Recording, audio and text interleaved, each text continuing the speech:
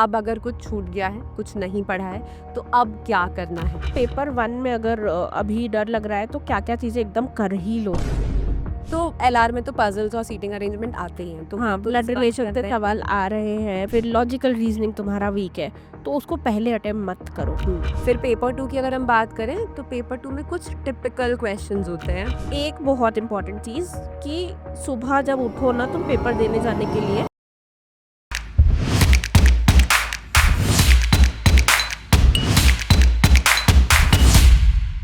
Hi guys, welcome back to the YouTube channel of Legal Edge After College. मैं हूँ मानसी। मैं हूँ Arpita. I know UGC NET का exam is just around the corner. सिर्फ कुछ ही दिन बचे हैं आपके पेपर में, है ना। We are here to give you some last minute tips and tricks. अब अगर कुछ छूट गया है, कुछ नहीं पढ़ा है, तो अब क्या करना है ना। पेपर को कैसे हैंडल करना है, इस पॉइंट पे एंग्शियस बिल्कुल भी नहीं होना है। ओके। तो शुरू करते हैं। देखो, सबसे पहले तो क्या करना है, अगर तुम जूरिस्प्रूडेंस पढ़ रहे हो तो जूरिस्प्रूडेंस में स्कूल्स पढ़ो, ठीक है। स्कूल्स के कौन कौन प्रोपोनेंट्स थे वो पढ़ो। मेजर जूरिस के बर्थ ईयर्स पढ़ लो, ठीक है। ये बहुत इंपॉर्टेंट है। इसके अलावा heart and Fuller debate, Fuller से तो बहुत सवाल आ हार्ट रहा है एंड यार। Fuller debate, heart and Devlin debate, ठीक है, उन पे सवाल आते हैं। जूरिस्ट देखो, पूरे पूरे स्कूल्स पढ़ने का अब टाइम हाँ, है ना। स्कूल्स में अब तुम्हें क्या पढ़ना है, स्कूल्स में तुम्हें बस इतना ही पढ़ना है कि कौन से स्कूल का प्रोपोनेंट कौन है और कौन से स्कूल की मेन थ्योरी क्या है। तो तुम्हें हर स्कूल की मेन थ्योरी पता होनी चाहिए कि हम्म। पॉजिटिव स्कूल है तो बात करता है कि सैंक्शन और एविडाइसी में हमेशा सवाल हाँ, आता है। एवी डाइसी के बारे में पढ़ लो, है ना। तो इस तरीके से अब और देखो, स्कूल्स के बारे में बहुत ब्रीफ में पढ़ना कि कौन सा स्कूल किस बारे में हाँ। कहता है और उसके प्रोपोनेंट्स कौन कौन है और उनके बर्थ ईयर्स देख लेना, हम्म। ठीक है। फिर पोजेशन एंड ओनरशिप का देखना, राइट एंड ड्यूटी के हॉफिल्ड रिलेशनशिप को जरूर देखना। हॉफिल्ड रिलेशन से पता नहीं मजा आता है इन लोगों को, हॉफिल्ड ड्यूरल रिलेशन से क्वेश्चन ये पूछते ही हैं, ठीक है। फिर आपका थोड़ा सा टाइप्स ऑफ राइट्स क्या है, हम्म। वो थोड़ा सा आप देख लेना, ठीक है। यस। इतना आई थिंक थोड़ा थोड़ा और वो थोड़ा ग्लोबलिज्म एंड पोस्ट मॉडर्निज्म हाँ। वाला जो कॉन्सेप्ट है उसको थोड़ा देखना, जूरिस्प्रूडेंस की अगर हम बात करें तो। यस। जूरिस्प्रूडेंस का क्यों बता रहे हैं, क्योंकि वो हम्म, थोड़ा डॉन्टिंग सा लगता है ना, हाँ, कि क्योंकि इतना सारा है कैसे पढ़ेंगे। बाकी सब में बेयर हाँ। एक्ट है ना। तो पीआईएल, जूरिस्प्रूडेंस, ह्यूमन राइट्स वाले जो एरियाज हैं, इनको थोड़ा सा ब्रीफ ब्रीफ में इनकी कुछ कुछ चीजें देख लेना, हाँ। ठीक है। हाँ। पीआईएल में इम्पोर्टेंट केसेस देख लेना, ठीक हम्म, है। इम्पोर्टेंट केसेस में जैसे लोटस वाला केस है, एसएस लोटस का केस बहुत इम्पोर्टेंट है, ये हमेशा पूछा जाता है। इसके अलावा कोरफू चैनल केस है, ये पूछा जा सकता है। करंट पीआईएल में जो चल रहा है वहां से कुछ आए ये जरूरी नहीं है, क्योंकि ये लोग ज्यादातर ना लैंडमार्क ही देते हैं, लैंडमार्क तो देते हैं, लैंडमार्क पे ही पर फोकस करना। क्रोनोलॉजी जरूर देख लेना, केसेस के ईयर्स देख लेना, क्योंकि क्रोनोलॉजी बेस्ड क्वेश्चंस पीआईएल में इन्होंने पिछले साल भी पूछे थे, इस और साल ये, भी हाँ, पूछ और ये सकते हैं। क्रोनोलॉजी मतलब हर चीज में क्रोनोलॉजी कॉन्स्टी पूछ में रहे हैं ये। हाँ। हम्म हाँ, कॉन्स्टी में वो वाला जो 7 केसेस की चेन थी ना, फंडामेंटल राइट हाँ, वाली जो केशव थी। चंद्र हाँ। भारती वाला हाँ। जो चेन है, वो केसेस देखो। कॉन्स्टी में ऐसा होता है ना कभी कभी कि हमको एग्जैक्ट ईयर नहीं याद होता, बट हमको ये पता होता है कि इस केस से पहले ये केस आया था, इस केस हाँ। से पहले ये केस आया था। तो अगर तुम्हें वहाँ एग्जैक्ट ईयर याद नहीं आ रहा हो, तो उस बेसिस पे कि यार इससे पहले तो ये आया होगा क्योंकि उसके बाद ये चेंजेस हुए थे, इस तरीके से याद करके एटलीस्ट थोड़ा लॉजिक लगा के फिर उस क्वेश्चन को अटेम्प्ट कर। एब्सोल्युटली। बहुत बार ऐसा होता है कि आपको सारे केसेस के ईयर्स याद हाँ, नहीं नहीं होते होते हैं, हैं। तो इसलिए थोड़ा सा लॉजिक अप्लाई करके फिर उन क्वेश्चंस को अटेम्प्ट करने की कोशिश करना, मोस्टली वो लॉजिक वर्क कर जाता है। हाँ। हम्म, ठीक है, तो ये करना है। इसके अलावा पेपर 1 में अगर अभी डर लग रहा है तो क्या-क्या चीज़ें एकदम कर ही लो, ठीक है? न्यू एजुकेशन पॉलिसी कर ही लो। एजुकेशन से रिलेटेड ई-लर्निंग में कुछ भी अगर नया आया है तो वो तुम्हें करना ही है, ठीक है? रेडियो, मीडिया, इस तरह की चीज़ें। आईसीटी की अगर हम बात हुँ। करें तो आईसीटी में थोड़ा सा मीडिया, रेडियो ब्रॉडकास्टिंग और फिर आईसीटी को किस तरीके से एजुकेशन में यूज़ किया जा रहा है वो। हुँ। टीचिंग एप्टीट्यूड तो देखो, टीचिंग एप्टीट्यूड को लेके इतना घबराने की ज़रूरत नहीं, क्योंकि बहुत कॉमन से क्वेश्चंस आते हैं, है ना। रिसर्च मेथोडोलॉजी में से अभी तक जितने पेपर्स हुए हैं उनमें ज़्यादातर थोड़ा साइटेशन स्टाइल्स पे पूछा है। एपीए साइटेशन से बहुत सवाल आ रहे हैं हर और वो आपका क्या जेड में। फैक्टर होता है या कुछ हाँ। पढ़ते हैं उसमें अपन, हाइपोथेसिस क्या होती है, नल हाइपोथेसिस क्या होती है, हाइपोथेसिस के क्या क्या टाइप्स होते हैं, ये सब चीजें थोड़ा अच्छे से रिसर्च मेथोडोलॉजी में देख लेना। यस।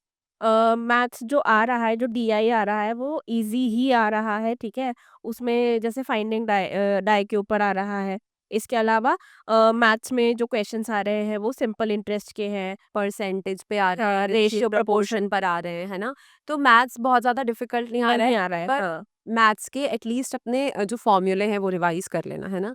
कि फ़ॉर्मूले कहीं न कहीं काम आते हैं, और अगर किसी ने तुम्हें कोई शॉर्ट ट्रिक्स वग़ैरह बताई हैं, तो वो शॉर्ट ट्रिक्स अपनी रिवाइज़ कर लेना।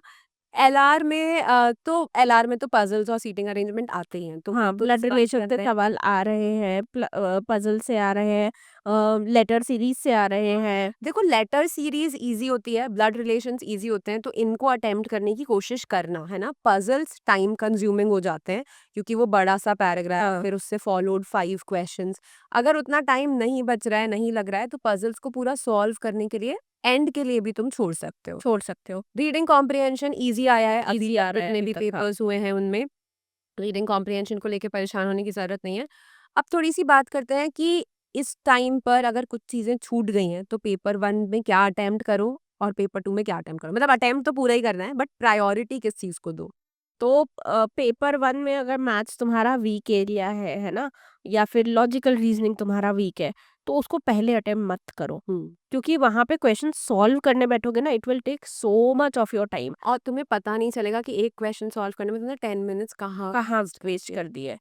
तो वो नहीं करो, और वही कि एक तो वीक एरिया है, ऊपर से सवाल बन नहीं रहा है, टाइम ले रहा है, और लास्ट तक भी आंसर नहीं मिला, और फ्रस्ट्रेट होके बाकी पूरा पेपर दोगे। हाँ, तुम्हारी एंग्ज़ायटी इंक्रीज़ हो जाएगी उससे। हम्म, तो सबसे पहले पेपर में वो एरियाज़ उठाना जो तुमसे बनते हैं, है हम्म, ना?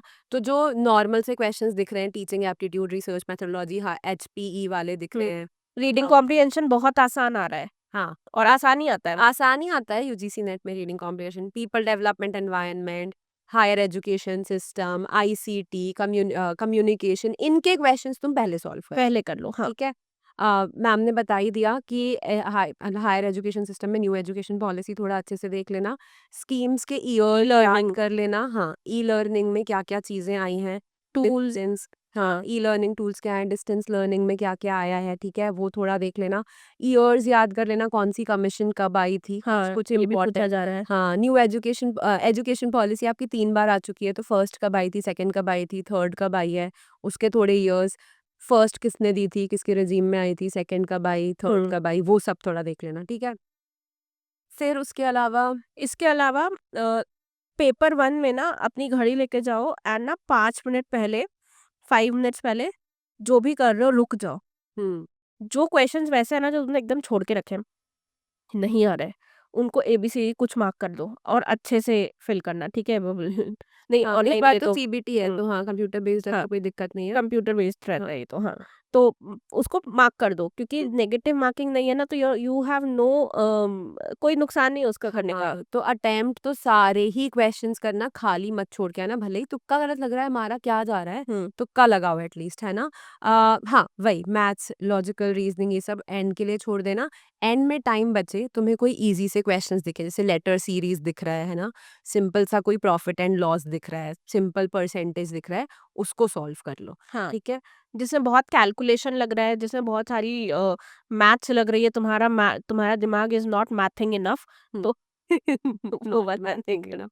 हाँ, if it's not mathing enough तो एंग्ज़ियस मत होना उस टाइम पे, उसको स्किप कर देना, कर देना। ठीक है? फिर पेपर 2 की अगर हम बात करें, तो पेपर 2 में कुछ टिपिकल क्वेश्चंस होते हैं। हाँ, हुँ, तो पेपर 2 में ना देखो, सबसे पहले वही चीज़ अटेम्प्ट करो जो तुम्हें बहुत अच्छे से आती हो, ठीक है? वो कॉन्फिडेंस का बूस्ट बहुत ज़रूरी होता है। हाँ, बहुत ज़्यादा। तो इसलिए वही पेपर 2 में भी सेम लॉजिक हम लगाएँगे कि जो चीज़ें नहीं बन रही हैं, क्योंकि सीबीटी है, मार्क फॉर रिव्यू करके आगे बढ़ जाओ, हुँ, ठीक है? कंप्यूटर बेस्ड टेस्ट है, मार्क फॉर रिव्यू करो, आगे बढ़ो। उस टाइम पे भी अगर तुम्हें कोई तुक्का लगाना है ना, तो तुम तुक्का लगा के mark for review and save करके आगे बढ़ जाओ, है ना? तो तुम वापस आओगे तो तुम्हें पता चलेगा कि हाँ, ये तुक्का क्यों लगाया था, और सही अगर बात तुम्हें है। कुछ चेंज करना है, तो तुम चेंज भी कर पाओगे, ठीक है? वैसे मेरी मानो अगर, तो तुक्कों को ज़्यादा बदलना मत। हाँ, हाँ, हाँ। पहली बार अल्टीमेटली जो थॉट आता है ना, वो सही होता है सही होता जनरली। है, हाँ। अगर अल्टीमेटली तुक्का ही लगाना है, तो जो पहली बार लगाया उसे लगे रहने देना। हाँ, मतलब रिव्यू जब कर रहे हो ना, तो ये देख लेना किसी क्वेश्चन में नॉट पूछा गया है क्या? हाँ, क्योंकि जल्दी-जल्दी में हम नॉट तो नॉट पढ़ते ही नहीं स्किप है। कर देते हैं, नॉट पे ध्यान ज़रूर देना। नो, नॉट, अनलेस, एक्सेप्ट, इन सब चीज़। क्रोनोलॉजी वाले क्वेश्चंस प्रैक्टिस करने के लिए पीवाईपीज़ देख लो। हाँ, पीवाईपी से बहुत क्वेश्चंस रिपीट होते हैं, अभी भी जो टाइम है उसमें पीवाईपीज़ को एक बार रिवाइज़ कर लो।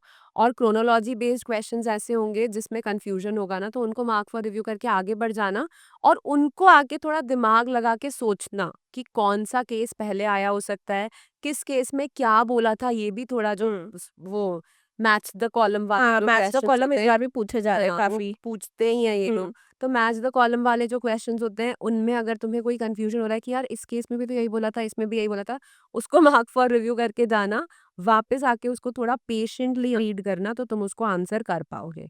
ठीक है? बाकी तो एक पैसेज बेस्ड क्वेश्चन जो आएगा पेपर 2 में, उसको थोड़ा अच्छे से कर लेना। हम भी एंग्ज़ियस हैं तुम्हारे लिए, ठीक है? तो प्लीज़ पेपर देकर आओ एंड लेट अस नो कि कैसा हुआ है, कैसा हुआ है और ठीक है? कैसा था, क्या आया, क्या नहीं आया, हम भी जानना चाहते हैं, इक्वली ईगर। यस। ठीक है, और जो पैसेज वाला क्वेश्चंस होते हैं ना, उसमें बहुत सारी बार आंसर्स पैसेज में ही होते हैं पेपर 2 में, तो वो पैसेज को थोड़ा ध्यान से पढ़ना, उसमें तुम्हें आंसर्स मिलेंगे, ठीक है? तो उसको पेशेंटली अच्छे से पढ़ना। बस बाकी एंग्शियस मत होना, जो लास्ट मिनट चीज़ें होती हैं, admit card, ID, please water bottle, watch, है ना? कोई ऐसी हेवी ज्वेलरी मत पहन के जाना। पेन पेंसिल अगर लेके जा रहे हो तो एक पेन लेके जाना, ठीक है? यूजीसी नेट के सेंटर्स में किसी भी तरीके की ज्वेलरी अलाउड नहीं होती है, तो specifically women remove all your jewellery, फालतू में मत पहन के जाओ। इतना सारा बैगेज मत लेके जाओ कि वहाँ पे फिर वो लाइन में लगे हो, बैग रख रहे हो, हाँ, और फिर वापस आके फिर निकाल रहे हो, वो बहुत हैसल है। ना पढ़ना है पढ़ लो एक दिन पहले तक यार, लास्ट मोमेंट में इतना ज़्यादा अपने आप को एंग्शियस मत एंड करो। एक बहुत इम्पोर्टेंट चीज़ कि सुबह जब उठो ना तुम पेपर देने जाने के लिए और तुम्हारे दिमाग में अगर ये थॉट आ रहा है कि यार मेरा दोस्त है वो 6 बार दे चुका है उसका नहीं निकला है अभी तक, तो ना उस दोस्त से दूरी से it out loud in front of a mirror, मेरा एग्ज़ाम निकल जाएगा। आज मेरा एग्ज़ाम निकल जाएगा। ठीक है? बी आँखों कॉन्फिडेंट। में आँखें खुद की आँखों में आँखें डाल के देखो एंड से दिस, ठीक है? क्योंकि तुम्हारे और इस एलिजिबिलिटी के बीच में तुम ही खड़े हो बस। ठीक है? Manifest good and you will be there. Yes. ठीक है? बस और तो क्या है, बहुत ज़्यादा बैगेज लेके मत जाना, वो तो मैम ने कह ही दिया। ठीक है, पढ़ो अच्छे से, ऑल द बेस्ट एंग्शियस बेटा। मत हो, बिलीव इन योरसेल्फ, निकल जाएगा, निकाल लोगे, हैव दैट फेथ, ठीक है? चलो, take care, like, share and subscribe, bye bye.